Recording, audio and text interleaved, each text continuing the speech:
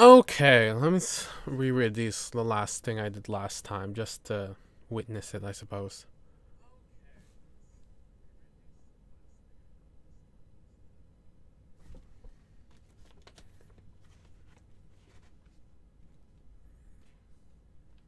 Right.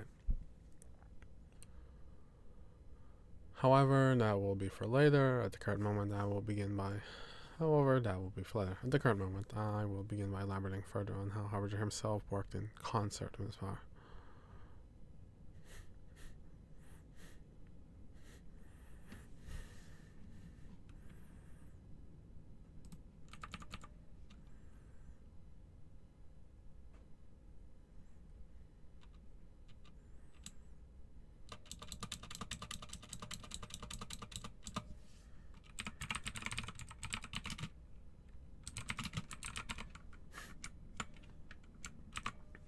How Howard himself experienced himself.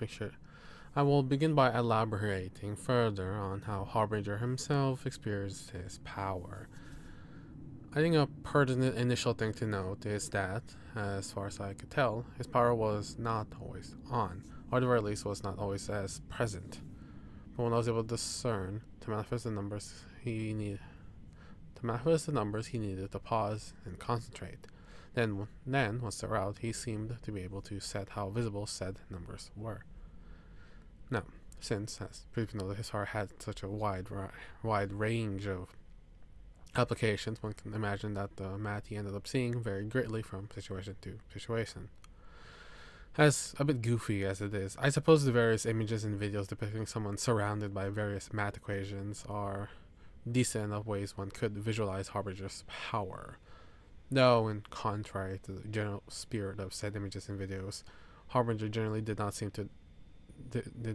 too distressed about all the math he needed to sort through and stand.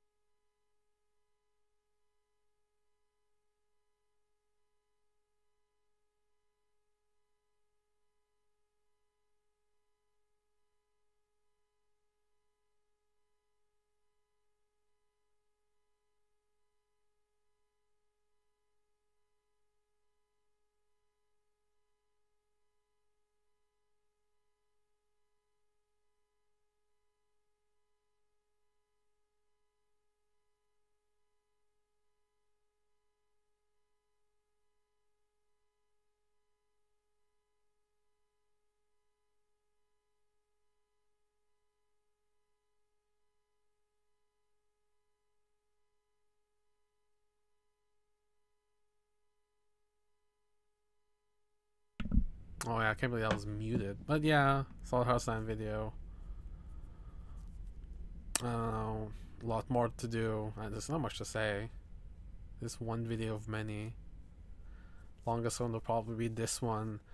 The shortest one will probably be the last one. I don't really know how long the second and third one will be, but you know, it is what it is.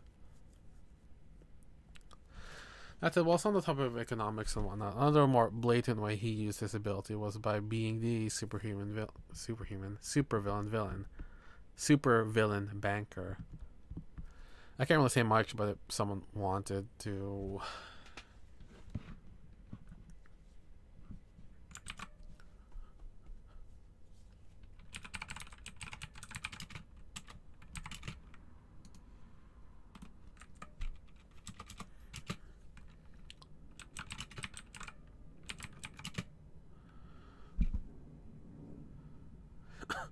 I can't really say much, but if someone wanted to efficiently and safe.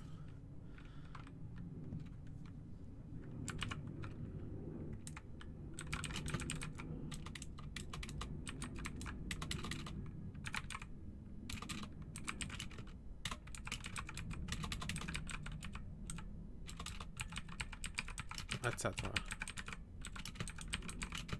I can't really say much, but if someone wanted to efficiently and safely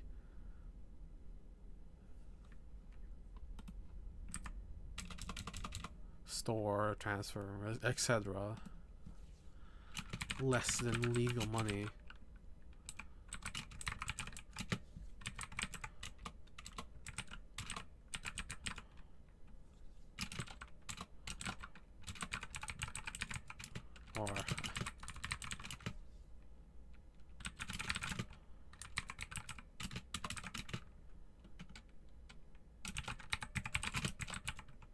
Or I suppose at that point, number man was the person to go to.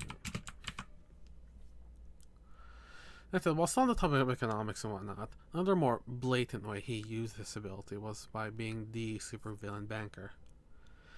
I can't really say much, but if someone wanted to efficiently and safely store, transfer, etc., their less than legal money somewhere, Harbinger, or I suppose at that point Numberman was the person to go to.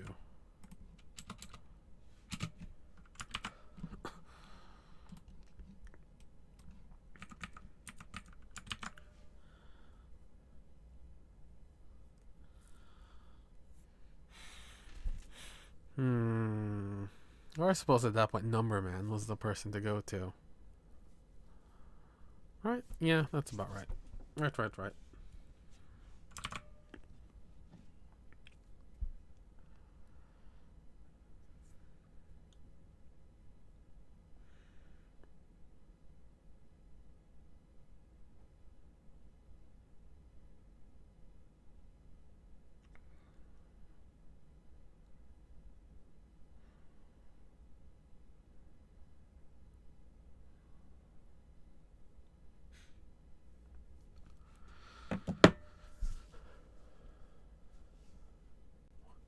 Was the person to go to.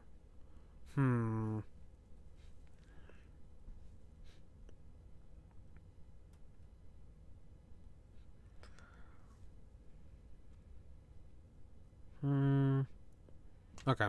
That's probably all for this part, I think. Anyway. No. They're less than legal money somewhere. Harbinger, or I suppose at that point, Numberman was the person to go to.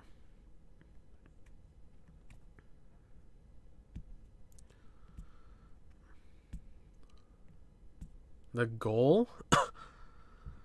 I mean, if we're talking about why I started in the beginning, it was mostly because, let's see, the three big reasons, I suppose, would be one, I already personally wanted to go into the deeper intricacies, I guess, or details of Worm,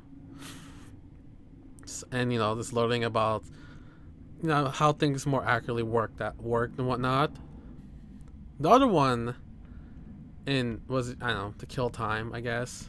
Just have a bit of fun and occupy my mind from other things I realistically should probably be worrying about and doing. But that's besides the point. And the third one would be, it's kind of irrelevant now, but the third point was trying to perhaps get some of my friends into Worm, but except they don't really like reading per se. And as fun as it is, and I don't mean that sarcastically, but as fun as it is for me to talk about Worm and sort of reiterate Worm related knowledge, blah blah blah blah blah, I just felt like, it's in a more roundabout way.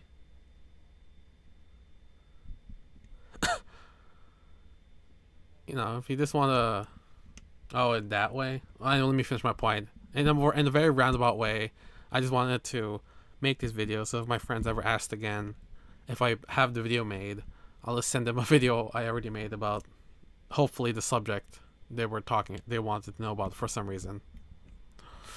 Anyway, intended audience. I don't know. Anyone? Sure. I feel like for these sort of videos, typically, it would be people who've either read Worm, but also people who haven't read Worm but know of Worm, or from I was able to tell, or people who are into Worm but only on like the fan side of things, but have never actually read Worm, if that makes any sense. Obviously, I don't think these videos are like the peak of perfection, blah blah blah, and all that jazz, but I try my best. And whenever I get these Slaughterhouse 9 videos done, I'm probably gonna redo like my Undersiders videos, for the sole fact that the other day I was reminded of them. So I looked up, not the videos themselves, because ew, I don't want to look back on old videos, but I did look at the scripts and my notes, and it was very interesting to see just how little notes I took about the Undersiders, which is unlike how I do videos now, which is a lot more notes, to say the least. And B, the scripts themselves, as one can imagine because of my lack of notes, were very sparse. And I missed things that I probably wouldn't have missed now. Like for Skitter, right? Skitter's range kind of fluctuates, but one of the more definite numbers we do have is around 3 to 4 blocks, right? In my original Undersiders video, I noted how I don't really know what constitutes a block, So based on what I looked up online, I found that a block can be between this and this. But after like less than a minute of this being on like Skitter's wiki page, right? I clicked the little number to send you to the source, right? And right there it says, by the author, it says, Skitter's range is about 3 to 4 blocks. And in this case, a block is around 300 feet. And I'm like, wow. I can't believe I somehow was so, I don't know. I can't believe I missed that. And I think it's kind of funny. I still think those older videos are fine for purely super duper intro stuff. Here's the bare bone basics of the Undersiders, more or less. But yeah.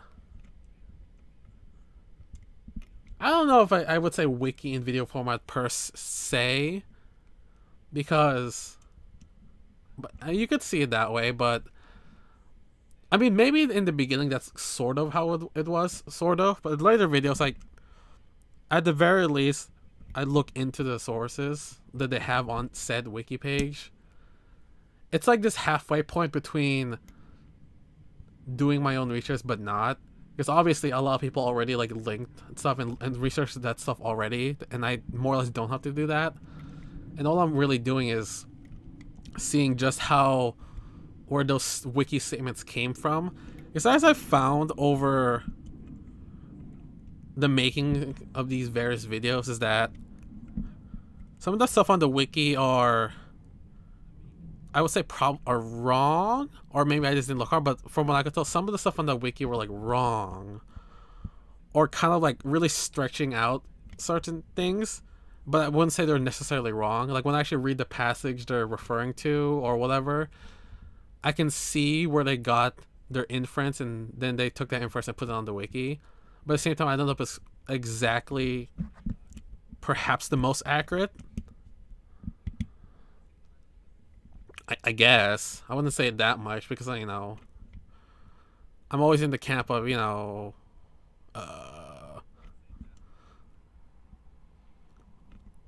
I mean, even my older videos, even my more current videos, I always like, even though not too many people watch them, which is fine, I don't really mind. I mostly do this for my own satisfaction, to be perfectly honest, at this point. But I always want people to watch myself to, you know,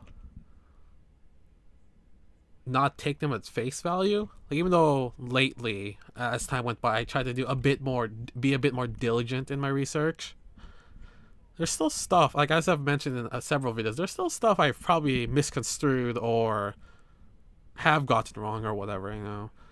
That's why, you know, I encourage people, the very few people who do watch, you know, etc., to see for themselves if I'm right and all that jazz.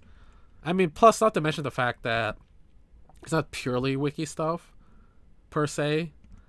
Like, in the course of making some of the videos, I also like adding a bit of like fan speculation I found interesting, but I try to present it in a way where it's perhaps not the truth, but, you know, it's an interesting to think about, you know, and stuff like that. But yeah, I don't know, it's fun. It's somehow, and I guess to go back on like the research thing, I guess to reflect the fact that I've sort of put more detail in my notes or whatever. Like, these videos are just getting longer and longer, more or less. Like those Undersiders videos from way back when, like if you combine both videos, like part 1 and part 2, that's like around like what, 14 or 15 minutes.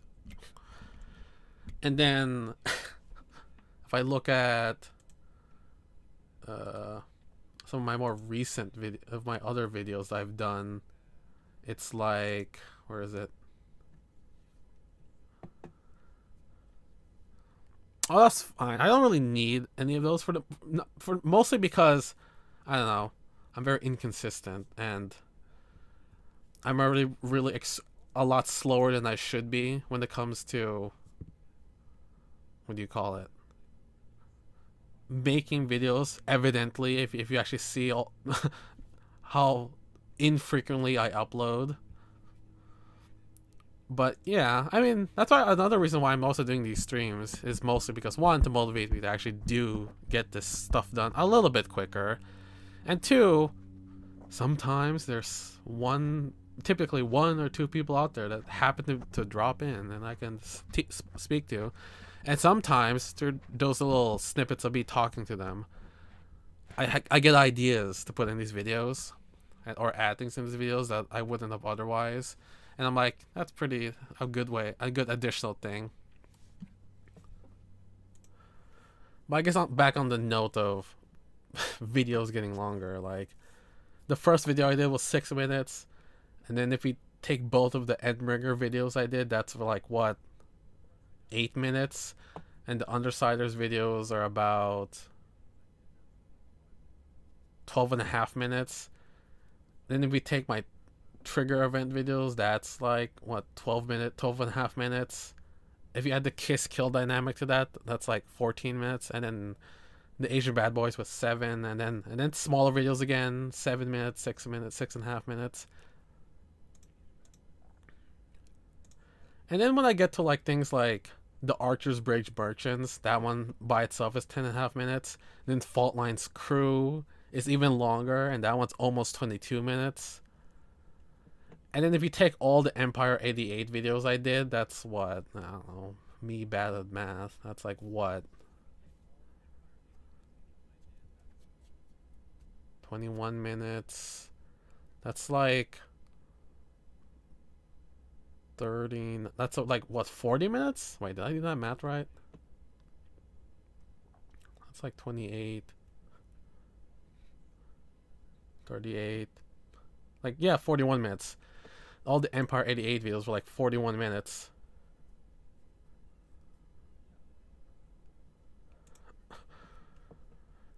And then, the PRT and Triumvirate related stuff, respectively, that's 17.5 minutes and 35 minutes, or almost 35 minutes. And then, yeah.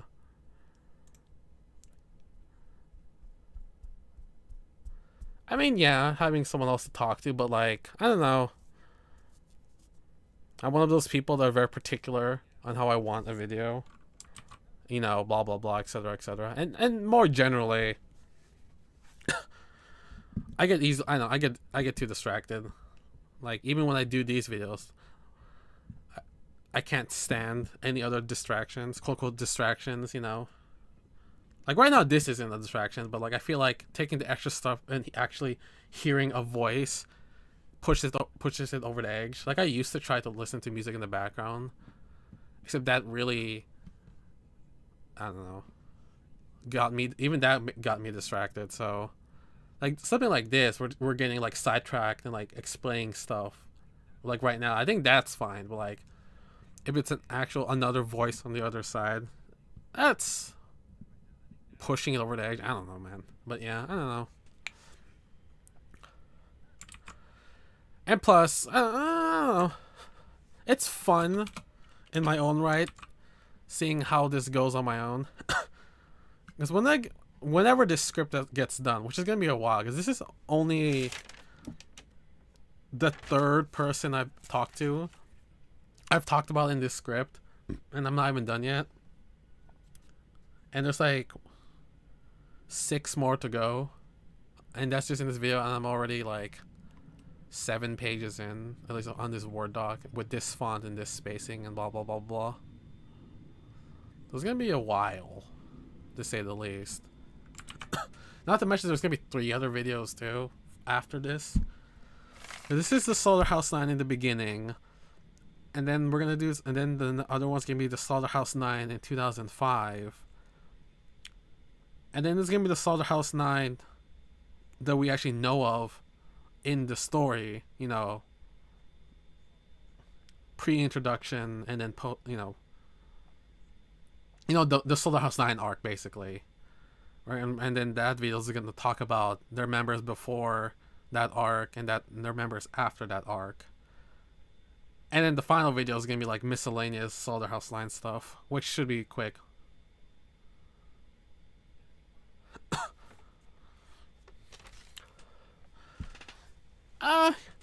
I guess, yeah.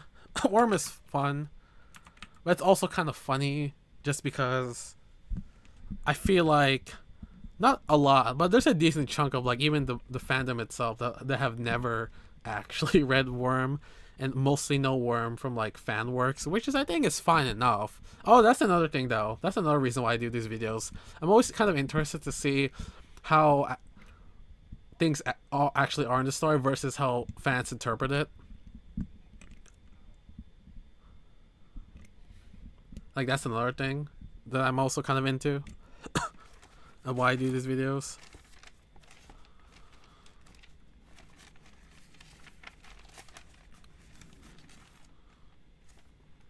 And just learning about other random stuff over the years. Okay, where was I going? Harbinger, or I supposed to that point Numberman was the person to go to. No.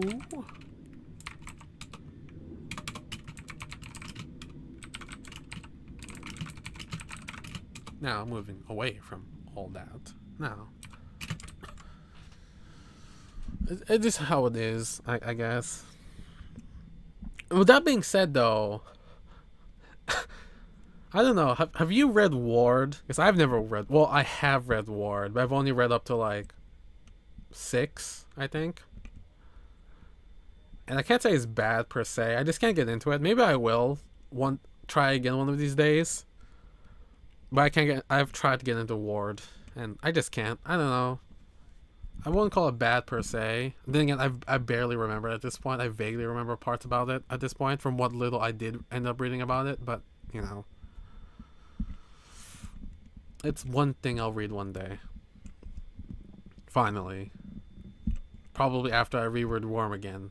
Probably in the process of making of these videos. But you know, I've only read Worm a few times, which is probably more than most other people.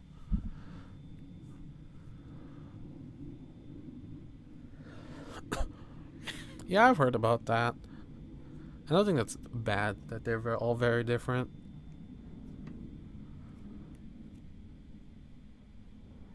Like, funnily enough, probably because she's a popular character, the only person that I recall. Wait, what am I talking about again? Oh, yeah. Funnily enough, probably because they were a popular character, the only thing I remember vaguely about Ward, besides, you know, the various things I've seen, you know, through osmosis, is like, oh, a lot of people really don't like what they did with Panacea in that story. I mean, obviously, I can't really comment on any of that and whatnot because I haven't read Ward. But you know, I don't know. I think that's in some way I find that funny. I don't know why. It amuses me. That's the thing that well, one thing I've heard a decent bit about. You know, how they characterize Panacea in that story. Or just Red Queen, was it? Is that her name at that point? I forget. I think she has a different name at that point. Or she changes names. I don't know. You know, vague things I know of Ward. Now, moving away from all that.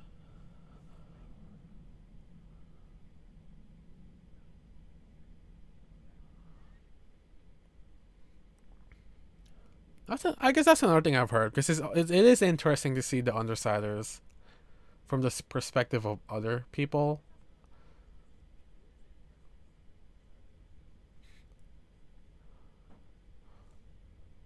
Because, you know, this based off the top of my head, more than any other group, you know, if you really think about it, the Undersiders really won out in a lot of ways by the end of Worm, and I guess by Ward from what I've been able to piece together.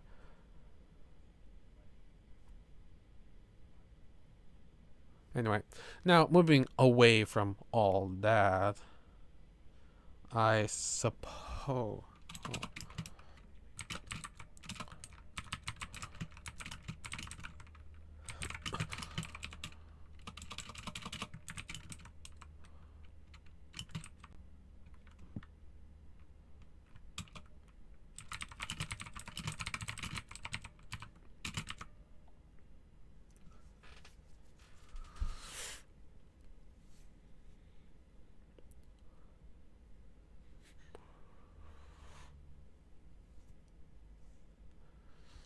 Oh yeah, what do you think about the ending of Worm? Personally, I think I'm probably in the camp that of I don't know. A part of me likes the idea that Taylor is just dead, and what we saw was like some sort of like pre-death vision or something. That's something about that I kind of like more than the alternative of her just. But then again, on the other hand, I also kind of like the idea that she is just on some other Earth somewhere inaccessible to everyone else, where I guess she's probably living peacefully. You know, hard to tell sometimes. Because from what I've been able to see, a decent amount of the fan base thinks that someone like her will always get into trouble. And the vast majority of people who try to write fan stuff related to Taylor after Worm is her just getting into other shenanigans. But not always. I think there's like, you know, in comparison, a small amount where she initially does that, but then she just kind of finally finds peace. Or maybe she already found peace. I don't know. But yeah,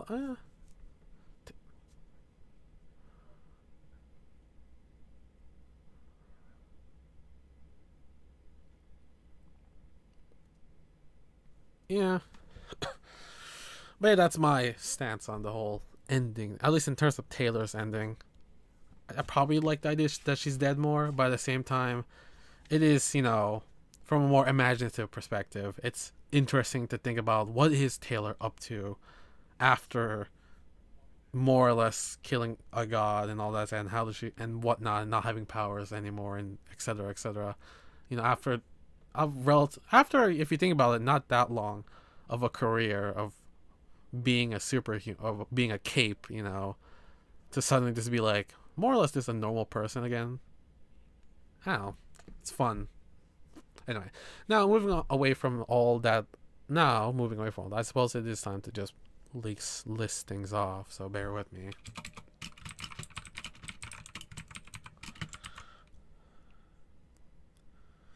Oh no.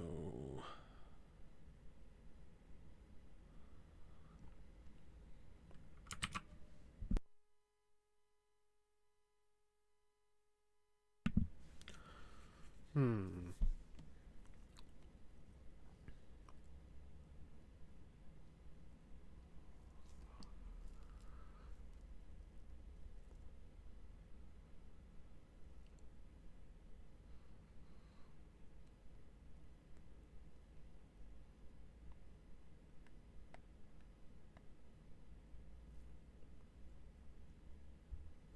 Hmm. Now moving away from all that, I suppose it is time to just list things off. So bear with me.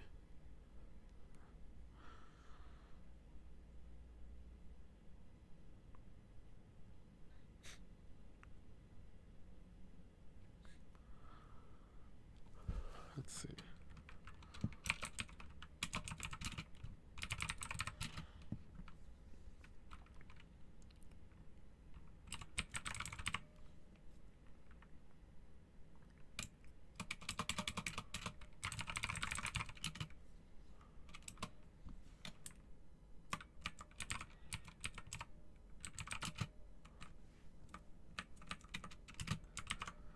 Actually, since you're still here, another thing I'm actually kind of thinking. Another thing, I guess I'll ask you.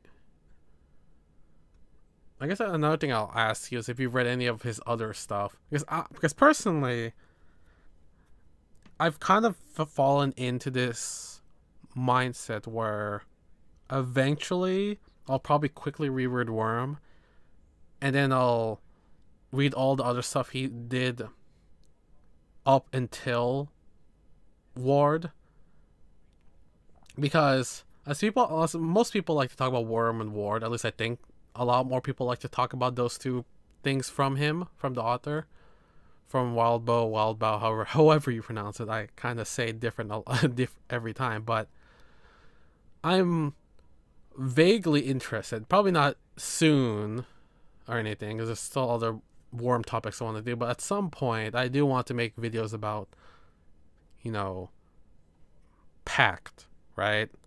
Or what was the other thing he did? What was it? Twig, right? Was it Twig? Oh gosh, but yeah, I'm interested at some point maybe to do videos about Pact and Twig, but that's like way later. So,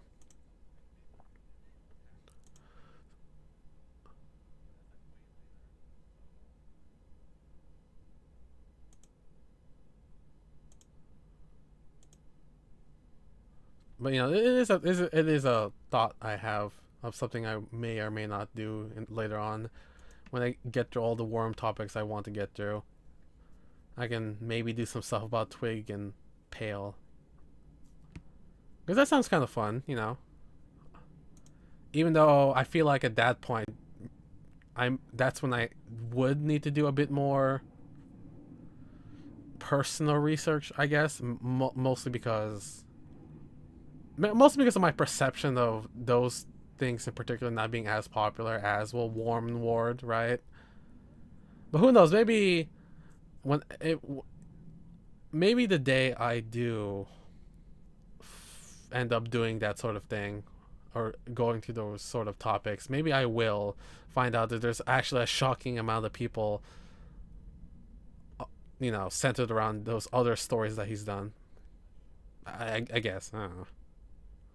It's something, I suppose. Where did I put that? I'm forgetting something.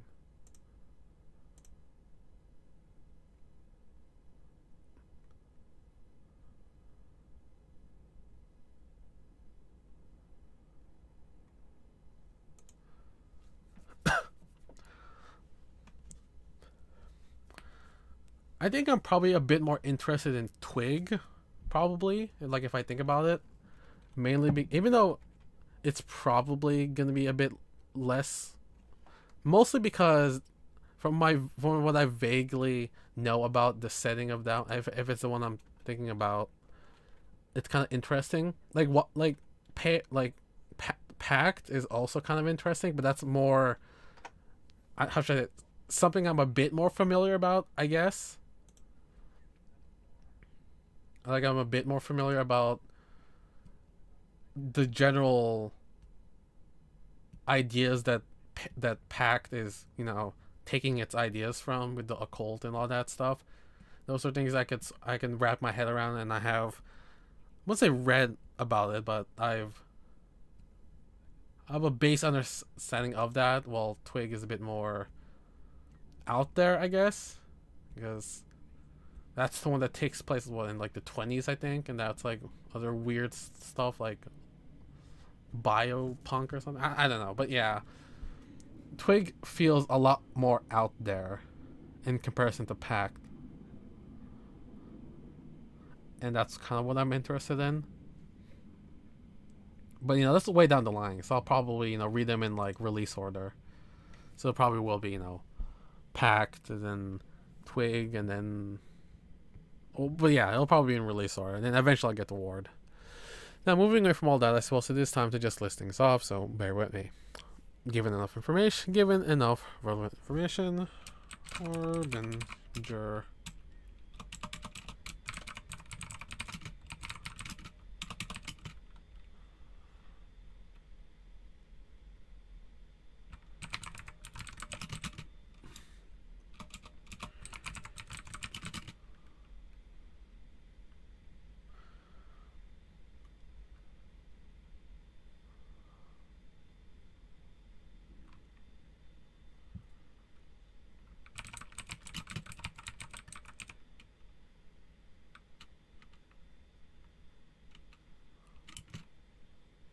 Given if relevant information, Harbinger could formulate a fairly accurate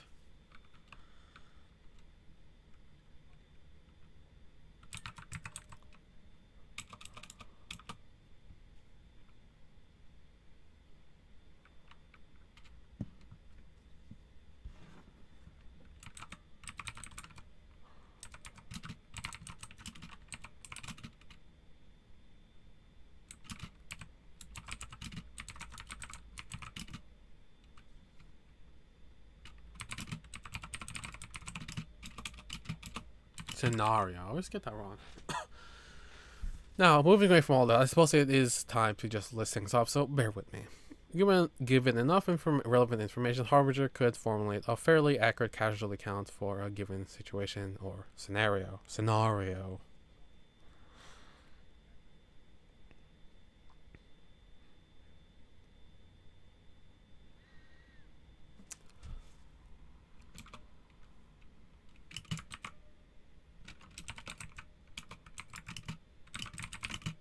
From and they're gone, which is fine, I guess.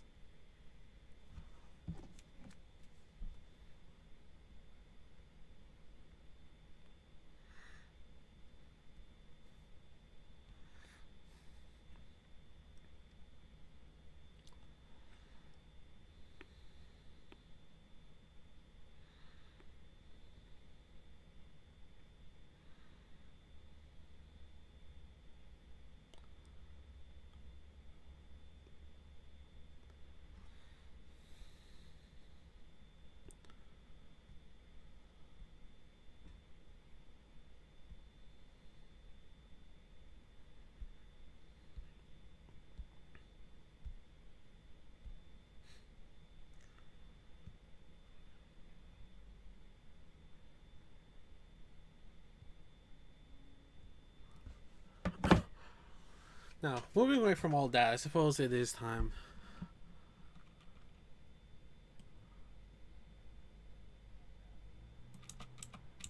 Now, moving away from all that,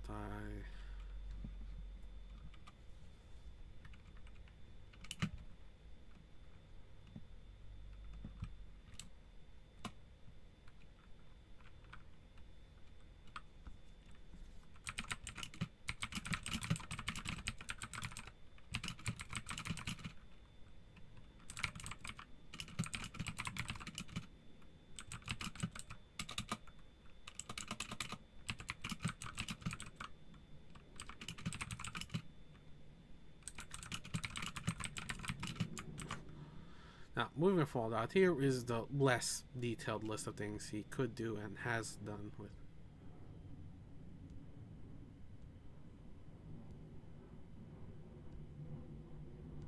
his power.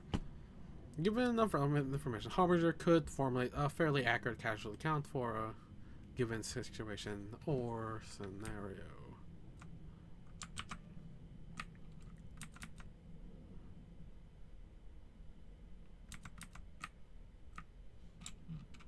For a given situation.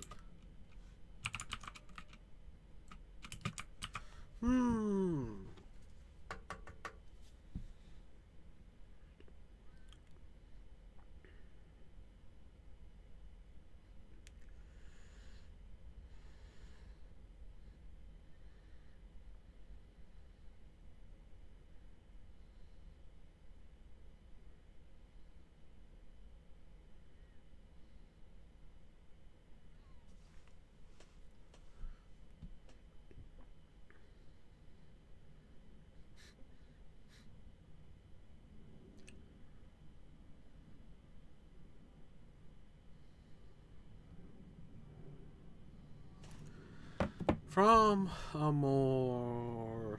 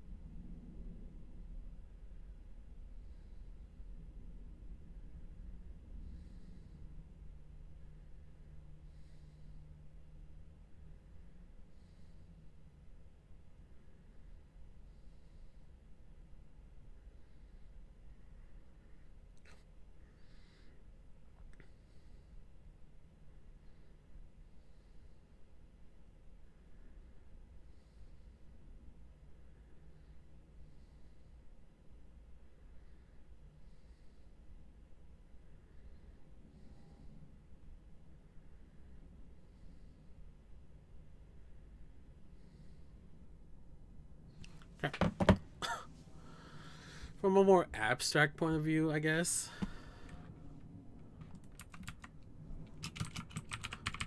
he also seemed to be able to calculate the value.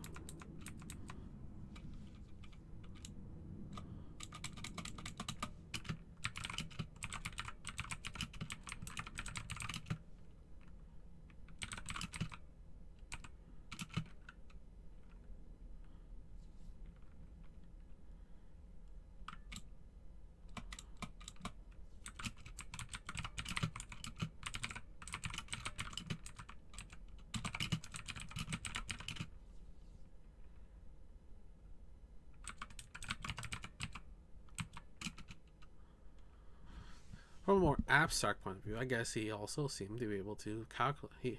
From a more abstract point of view, I guess he also seemed to be. He also seemed to be able to calculate how valuable a place or person was.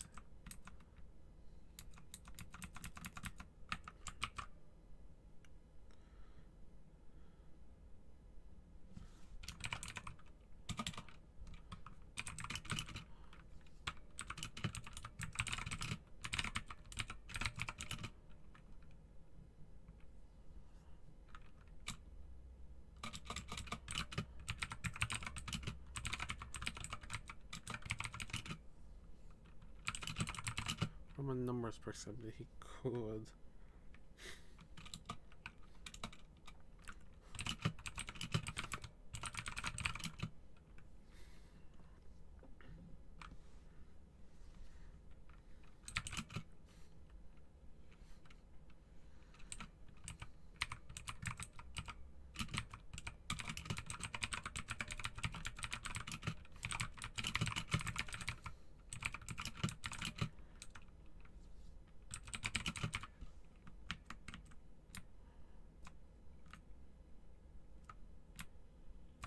From a more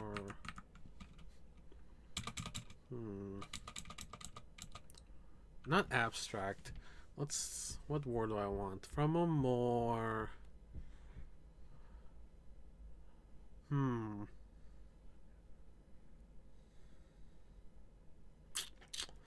a more he could do and has some far. Given enough relevant information, however, he could formulate a fairly accurate casualty count for a given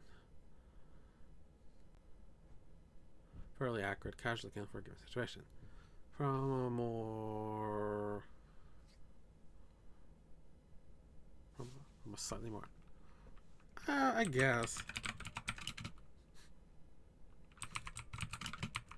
overview, he also seemed to be able to calculate how valuable a place or person was if they were attacked.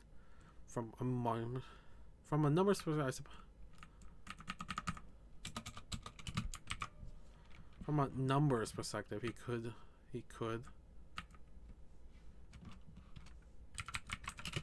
just be calculating the economic or infrastructure value of something, but there is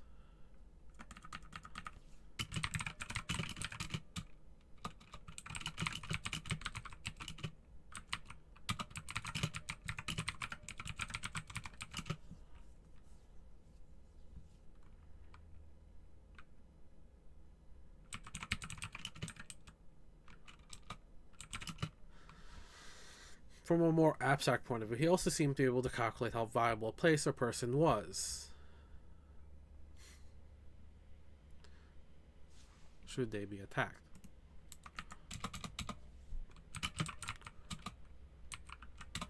Should they be attacked? Should they be? I suppose from a numbers perspective, he could just be calculating the economic or infrastructure value of something, but there is something to be said about him potentially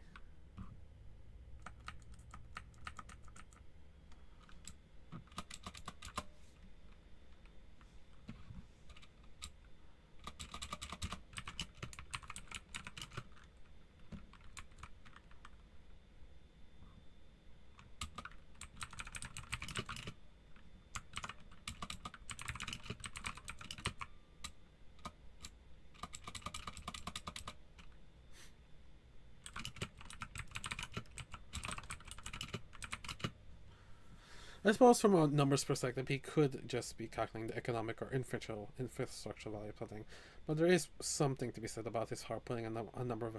But there is something. But there is something to be said about his power potentially.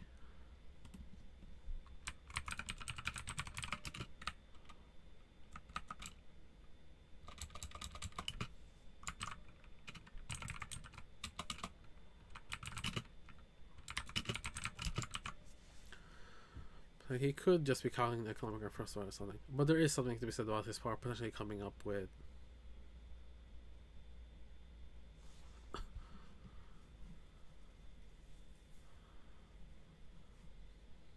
Okay, how is this? One given one. Given enough numbers. Range Harbour could formulate a fair agriculture count for a given situation. 2. Yeah, I'll just do that. 2. He also seemed to be able to calculate how valuable a place or person was should they be attacked. Should they be attacked? Should they be attacked? I suppose.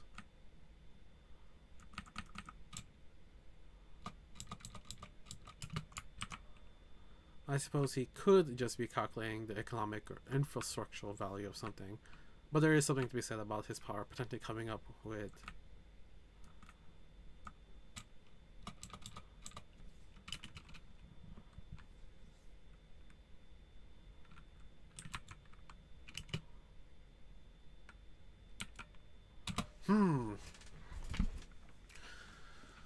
But there is something too. He also seemed to be able to calculate how valuable a person, how valuable a place or a person was should they be attacked. I suppose he could just be calculating the economic or infrastructure value of something, but there is something to be said about his power potentially somehow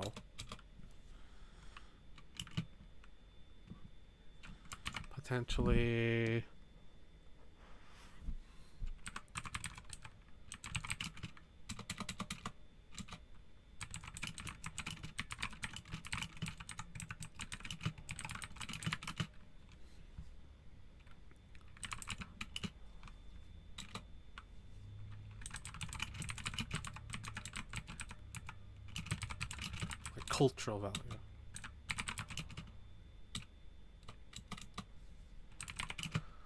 But there is something to be said about his power potentially applying some sort of number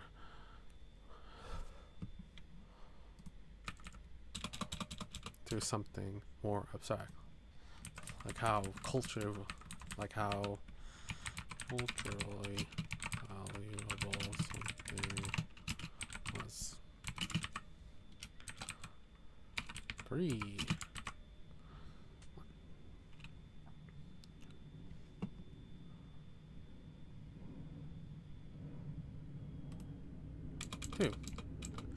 2. He seemed to be able to come on. 3.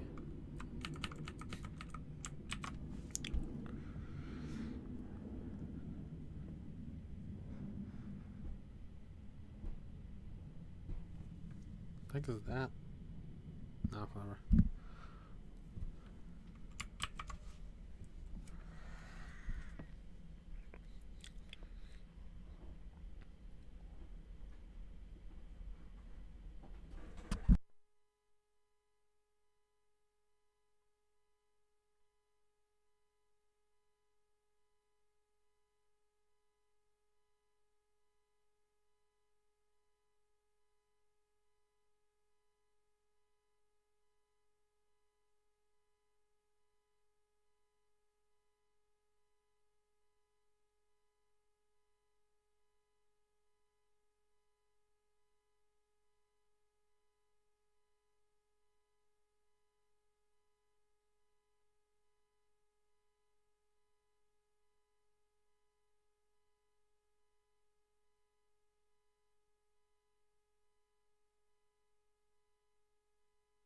Well, I gotta finish. Something came up, so I'm done. Yep.